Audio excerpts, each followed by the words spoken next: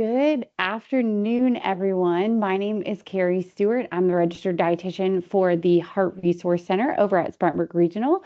Welcome to our ACOG Teaching Kitchen and happy American Heart Month.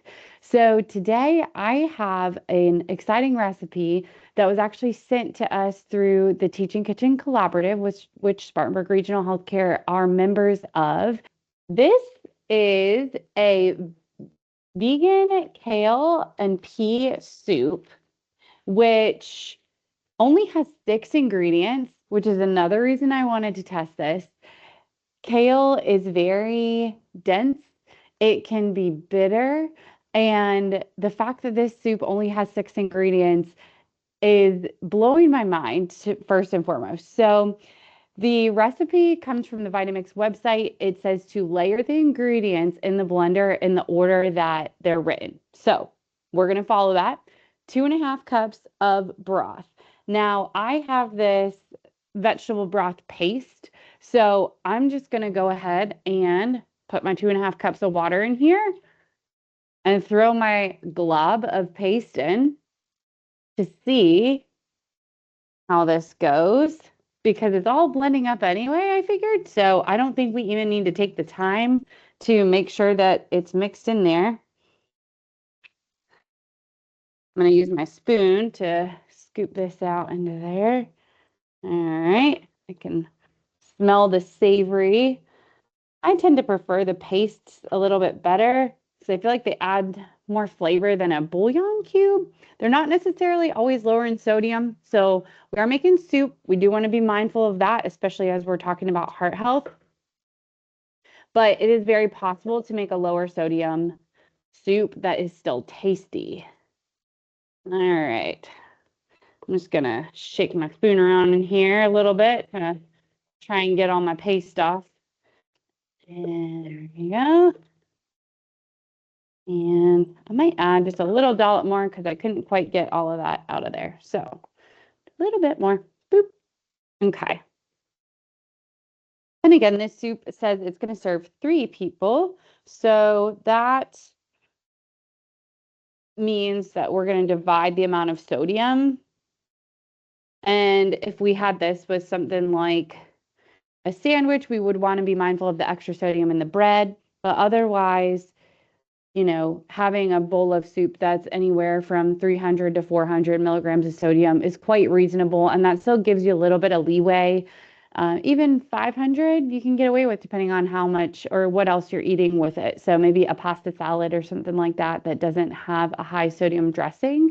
And you could have the soup and pasta salad, and that would be great. Okay, two cups of peas that have been thawed. So how easy is that? Take your frozen peas, let them sit in the refrigerator, thaw them out. There we go. Then we're adding 3 cups of kale. So I did already just roughly chop that, and all I did was get out the stem. So there's our 3 cups of kale. And next is parsley. And this is an ingredient that quite honestly surprised me as well, because I think of parsley as having a distinct taste.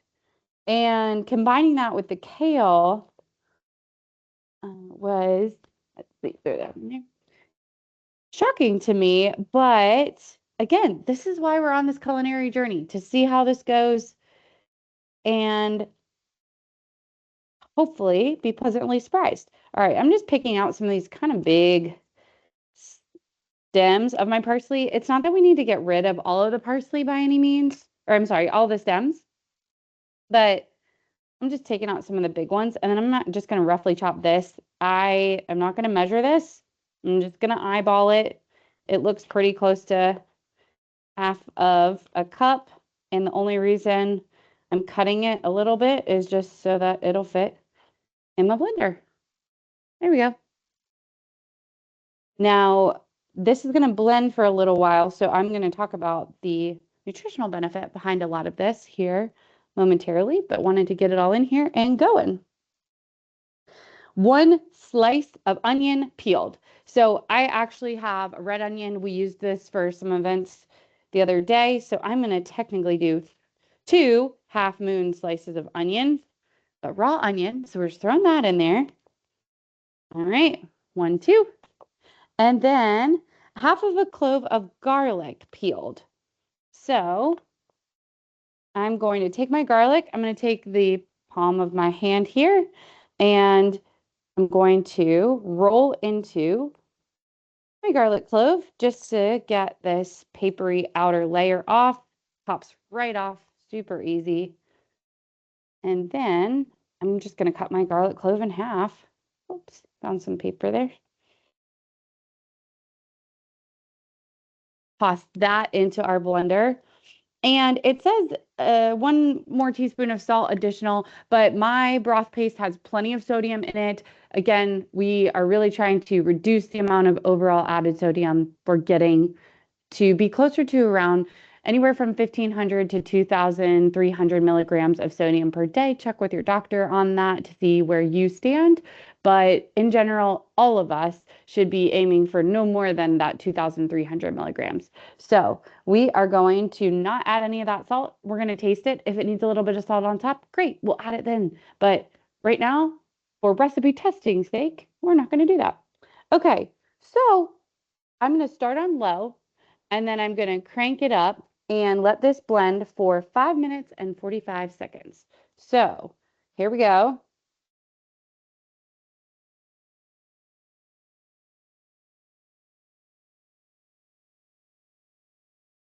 All right, and now I'm going to turn it up and then I'm going to turn on our timer so that I know.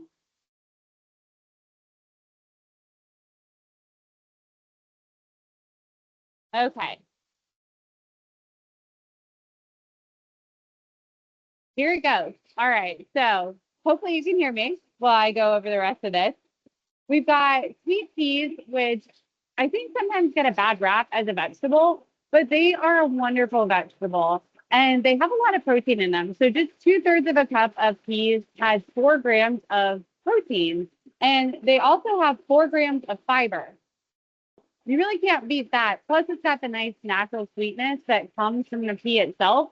So if I had to guess, that's what's kind of balancing out this soup and maybe cutting that bitterness of the kale would be these sweet peas.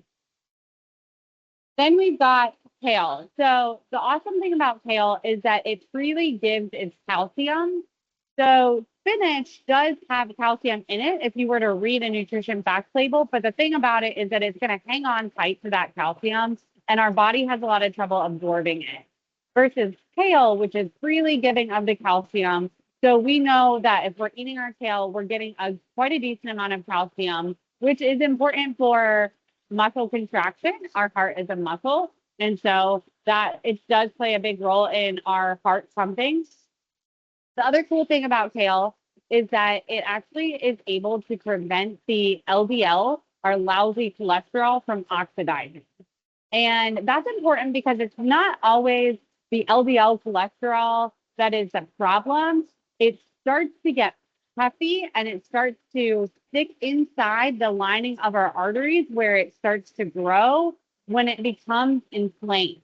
So if we can prevent that cascade of actions happening by something like eating our kale, then the LDL will hopefully have time to be cleared away by our liver, by binding to fiber, by a couple of other different pathways that then help prevent it from getting stuck in the lining of our arteries. So that's a really cool thing that kale can help us do in terms of heart health. Then we've got our parsley. Now, parsley is a leafy green, right? But we don't often think of our herbs as leafy greens, and we don't often eat them in quantities that we would otherwise eat, say, kale or spinach or salad mix, etc. And I love this recipe because it uses a half of a cup of kale, or I'm sorry, parsley, which is a lot of parsley. And so if you just buy parsley to garnish something and you have a lot left over, this could be a good solution for it. So the parsley is going to create, create nitric oxide. That's a vasodilator, meaning it's going to open up our blood vessels and help them relax. And by relaxing those arteries, we're also decreasing our blood pressure. It can help decrease cholesterol and it helps keep our arteries fluid. So when we start to get the buildup of the cholesterol and plaque, it starts to make our arteries rigid. And we're not rigid people, right? We're human beings. We move around a lot and we need those arteries to flow with us. So nitric oxide relaxes them, it dilates them, it lowers the pressure, and therefore can really improve heart health. It can improve blood flow everywhere to the body, though, as well. So eating a lot of parsley, which is one of the highest nitric oxide producers, is kind of tough, but in this case, we're getting a lot in there. Next, we've got the onion. So I chose to use the purple onion. Don't forget that a purple onion versus a white onion versus a yellow onion, those are different pigments. So those are different antioxidants that are giving these vegetables the different colors. And so if we're eating a purple onion one day and we're eating a white onion the next day, we are actually going to get different types of anti-inflammatory compounds, which is so cool. So color does matter. This is colorful cooking at home. But if all you have is a white onion, that's completely fine. Onions are great for antibacterial purposes, a lot of anti-cancer benefit going on there. So I'm not going to hit those too hard, but garlic is another one of those heart-friendly vegetables. Even a fourth of a teaspoon of garlic powder every day can improve the lining of our arteries and the vessels. It can make them more flexible again as well. So think garlic, think heart health. I feel like I can smell the soup, which is interesting. I'm gonna just put my hands on it. Okay, it's quite warm, which is very interesting. Oh, and my timer's going off. All right.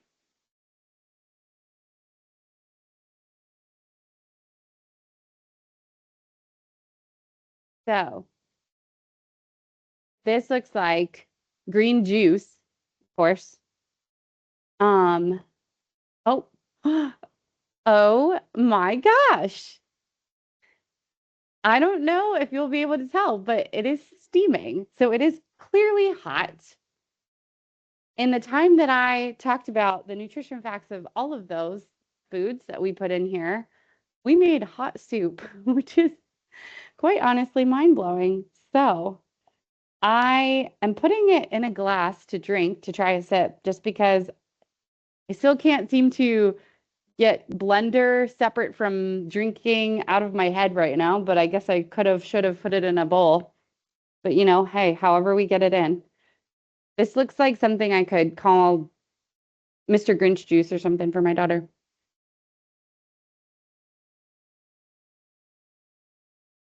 Oh my gosh. I'm gonna go back for more.